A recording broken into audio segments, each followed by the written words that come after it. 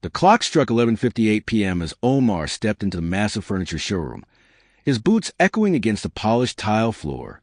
The overhead lights had been dimmed to their nighttime setting, casting a soft golden hue across rows of immaculate sofas, beds, and kitchen sets.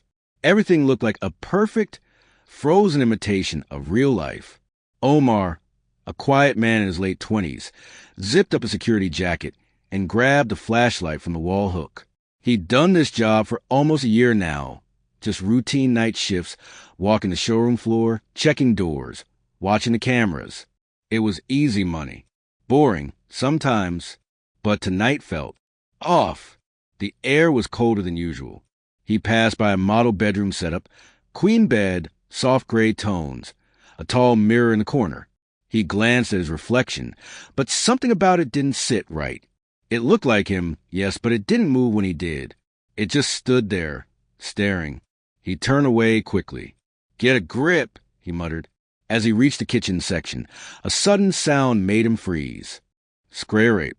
It echoed faintly from the dining display area. Omar slowly raised his flashlight and aimed it down the aisle. One of the dining chairs had moved, just slightly, but enough to notice. He stepped toward it, heart rate quickening. No one else should be here. No cleaners, no deliveries. He checked the nearby corners. Nothing. Everything was still. The only sound was the quiet hum of the building's heating system, and his own breathing. Omar gave a nervous laugh. Old buildings make old sounds. Still, he couldn't shake the feeling that someone was watching him. He turned and continued his round, never noticing that behind him, the dining chair was no longer empty. By 1:07 a.m., Omar had almost convinced himself he was imagining things. The mirror? A trick of the light. The chair? Maybe he bumped into it earlier. He focused on finishing his rounds, stopping briefly to sip from a lukewarm coffee in the break room. When he returned to the living room display, he froze. Something had changed. The mannequin. Earlier, it had been seated comfortably on the velvet sofa, one plastic arm resting across the armrest, legs crossed in a relaxed pose. Now, it was standing, right in the center of the living room setup, facing the hallway. Omar's pulse spiked. He hadn't heard anything move. And mannequins didn't stand up on their own. He slowly circled the figure, checking for wires or supports. There were none. Its blank face, though expressionless, seemed wrong. The eyes looked too deep, like there was something beneath the surface. Watching. Omar backed away and turned off the flashlight to head to the security room. He needed to check the cameras. Maybe this was a prank. Maybe the morning staff had set up some weird joke. He sat in the small control room, pulled up the feeds, and rewound the footage. There it was. The mannequin was sitting at 12:34 a.m. At 12:52, it was gone.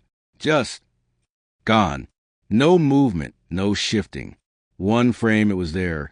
The next, it was standing in the hall. The time between frames was less than a second. Omar clicked through more cameras. His hand trembled as he saw others. Not just one. Several mannequins had moved. One stood in the kitchen. Another in the hallway near the bathroom section. One was staring directly at a security camera. Then, suddenly, all the feeds went black. A soft tapping sound came from behind him. Tap, tap, tap. Omar turned slowly. There was nothing outside the security room window, except a single chair from the dining set, now sitting just a few feet away. And it was facing the door. Omar didn't wait. He grabbed his flashlight and sprinted down the hallway toward the main entrance. The automatic glass doors stood tall and silent at the end of the corridor. Relief flickered inside him until he reached them. He pressed a button. Nothing. He slammed his hand on the emergency panel. Still nothing. The doors didn't move. No beep, no flicker of light. Just cold, unmoving glass. Panic clawed at his chest. He yanked at the door handles, kicked the frame, then ran to the side fire exit. It, too, was locked tight. No red light, no alarm, just solid steel. It was like the building had gone into lockdown, but there had been no alarm, no reason. He pulled out his phone. No service. The signal bar was completely gone. Omar moved quickly back to the security room, tried the walkie-talkie, all static. Every line of communication was dead. He stared at the security monitors, which were now stuck on a black screen with a single blinking word. Stay. A sound came from a hallway. Not a footstep. Not quite. It was a dragging noise. Wet. Uneven. Like something heavy being pulled across the floor. He stepped out slowly, clutching the flashlight like a weapon. The showroom looked. Wrong now. The walls seemed taller. The displays were rearranged. A dining table was now halfway into the kitchen area. Omar was certain it had been on the opposite side before. A headless mannequin stood by the bathroom display, holding a towel. And then Omar saw it. At the far end of the hallway, a mannequin stood completely still, but unlike the others, this one wasn't made of plastic. Its surface was flesh-colored, its chest rising and falling like it was breathing. He raised the flashlight. The beam flickered once, then died. In the darkness, the figure blinked. Omar turned and ran. Omar ran blindly through the twisting maze of furniture displays, the dead flashlight bouncing uselessly in his grip. The air was colder now, thick like it had weight. Every room he passed had shifted. Nothing was where it should be. The kitchen display that used a lead to the main office now opened into a dimly lit children's bedroom. A rocking horse creaked slowly in the corner, moving on its own. None of this makes sense, Omar whispered, chest heaving. Behind him, faint footsteps followed. Not human, not steady. They clicked, like wooden heels against tile, but staggered, limping. The sound grew louder when he slowed down. So he kept moving, weaving between fake rooms that no longer led to real ones. He ducked behind a display wardrobe, crouching low.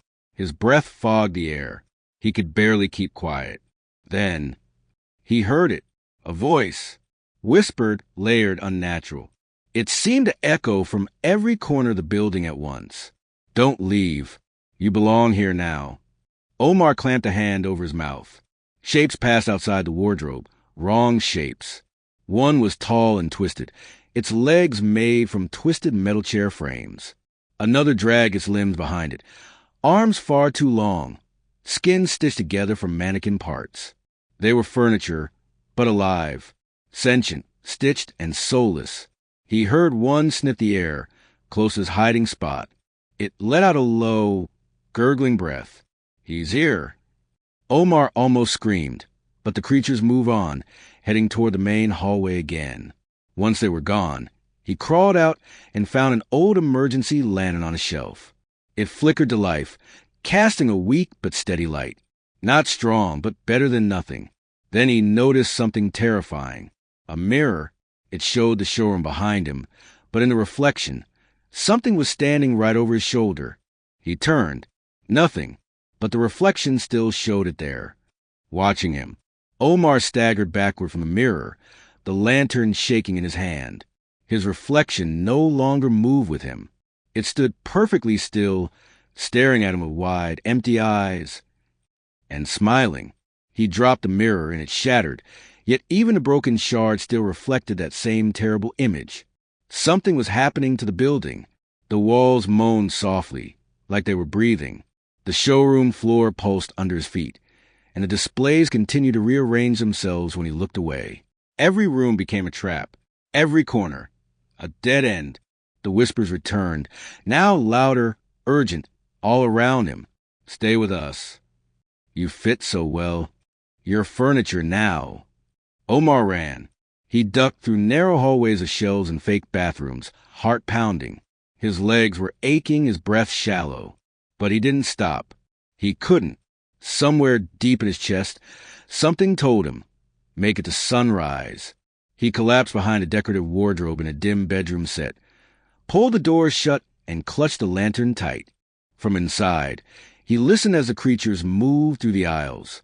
He heard footsteps, dragging sounds, soft whispers like lullabies. They searched. They knocked. They waited. Time lost all meaning. Minutes stretched like hours. His eyelids grew heavy, but he dared not sleep. Then, faintly, through the cracks in the wardrobe door, light. Real light. Sunlight.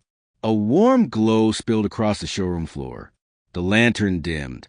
The walls stopped moving. The mannequins froze mid-step, lifeless once more. The mirrors cracked. The whispers fell silent. The building exhaled. Omar stepped out, blinking against a golden light. He walked past the frozen furniture creatures, all now back in place, looking ordinary and harmless. The glass entrance slid open with a cheerful beep. He didn't look back, but as he reached the parking lot and turned for one final glance, a mannequin stood silently at the top floor window, its head slowly turned to follow him,